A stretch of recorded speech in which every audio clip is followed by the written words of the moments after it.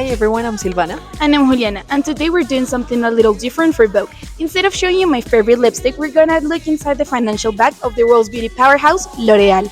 We've analyzed their last 3 years to see if this company is as beautiful on the inside, financially speaking, as it is on the outside. So stay tuned. The vertical analysis of the balance sheet reveals important structural characteristics of the company's financial position. Non-current assets represented the majority of total assets during all 3 years, approximately 64% of total assets. This reflects the company's reliance on long-term strategic assets such as brand, goodwill, intellectual property, and investments. Current assets increased their proportion in total assets from 31% in 2023 to 35% in 2025. The most notable change was the growth in cash and cash equivalents, which represented 8% of total assets in 2023 and increased to nearly 16% in 2025. On the other hand, current liabilities represented a smaller proportion of total liabilities over time, decreasing from 65% in 2023 to 57% in 2025. This suggests an improvement in short-term solvency and reduced dependence on immediate obligations. Finally, equity consistently represented a large proportion of the company's financing structure, reaching more than 35 billion euros in 2025.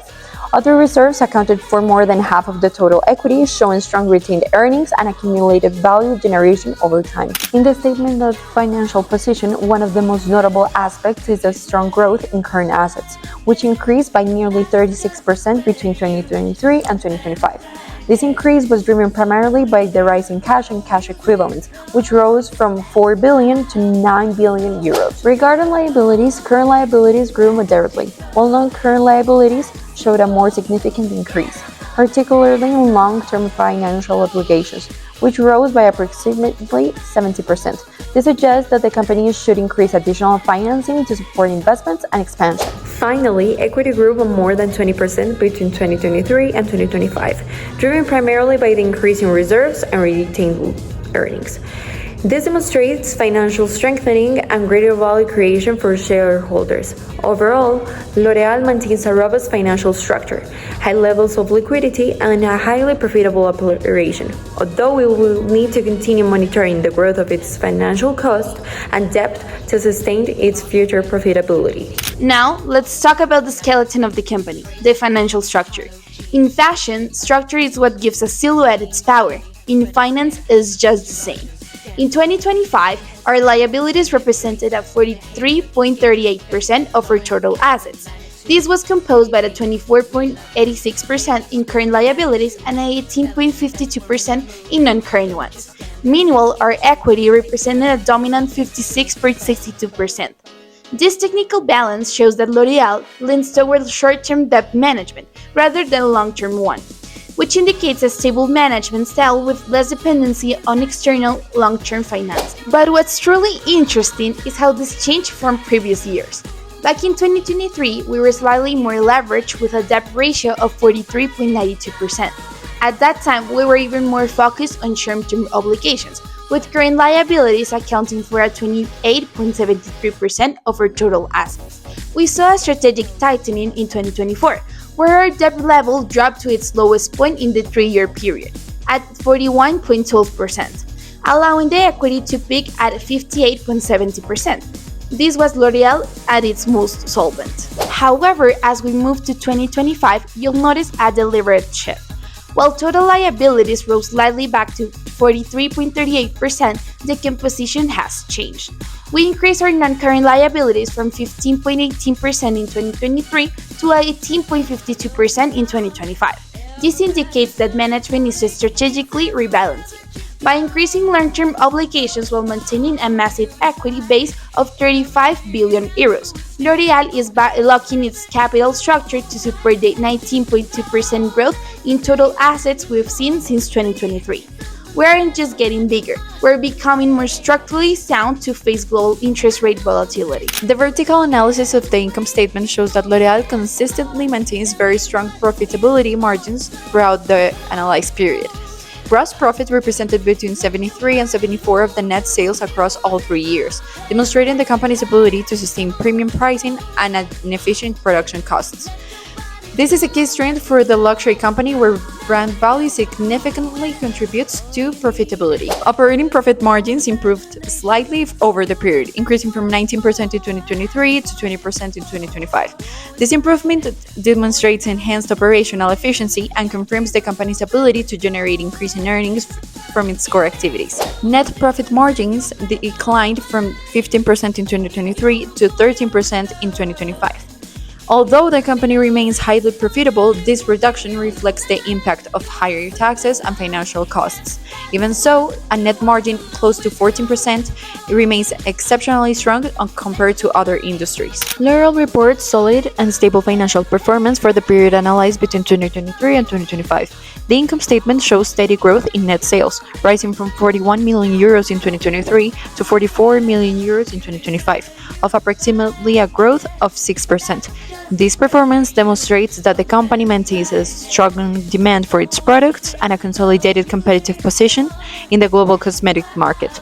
Although growth in 2025 compared to 2024 was more moderate, the company continues to expand its revenue even in a more challenging economic environment. Gross profit also showed positive growth, increasing by almost 7% between 2023 and 2025.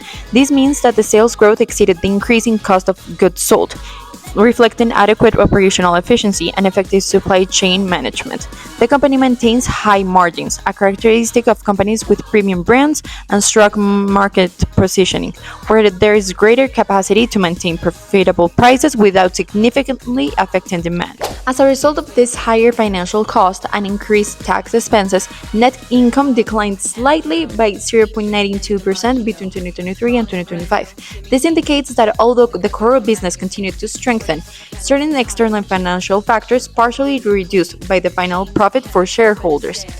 Nevertheless, net income remains at high levels, confirming the company's financial stability. Now, let's look at the vitals. In the world of finance, indicators are like the ingredients in your favorite serum. If the proportions are off, the results won't show.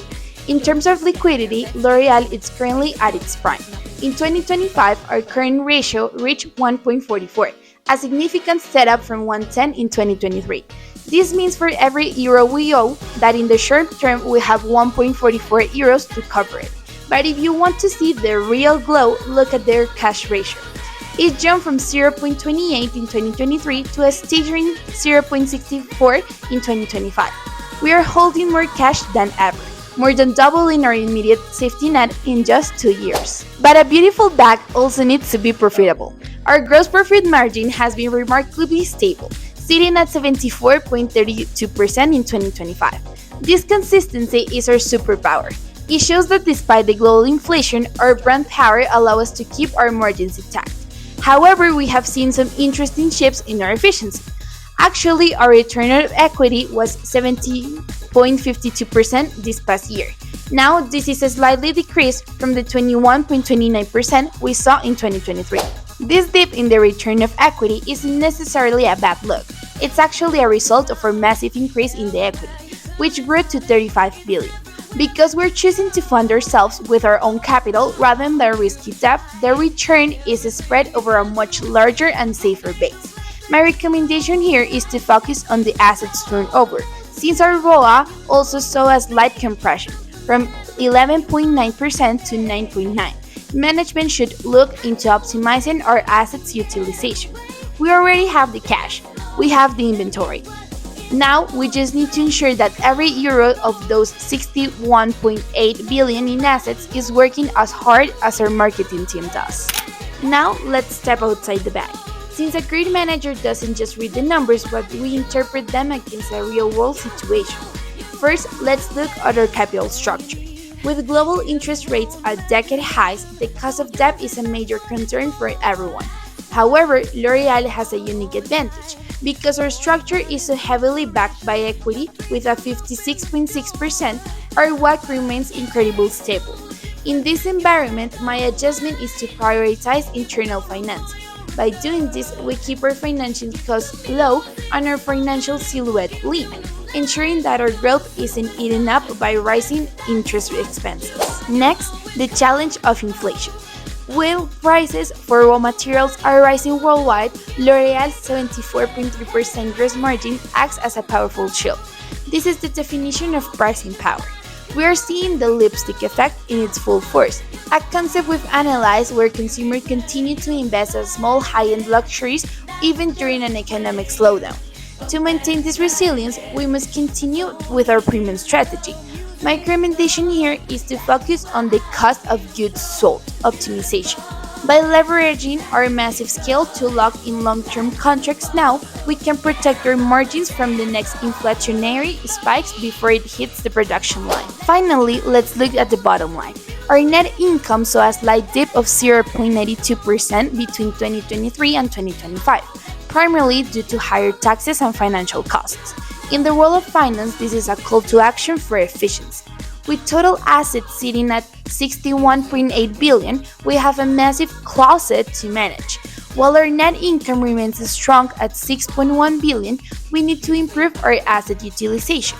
Since our return on assets saw a slight compression, we must ensure every laboratory and every warehouse is generating its maximum return.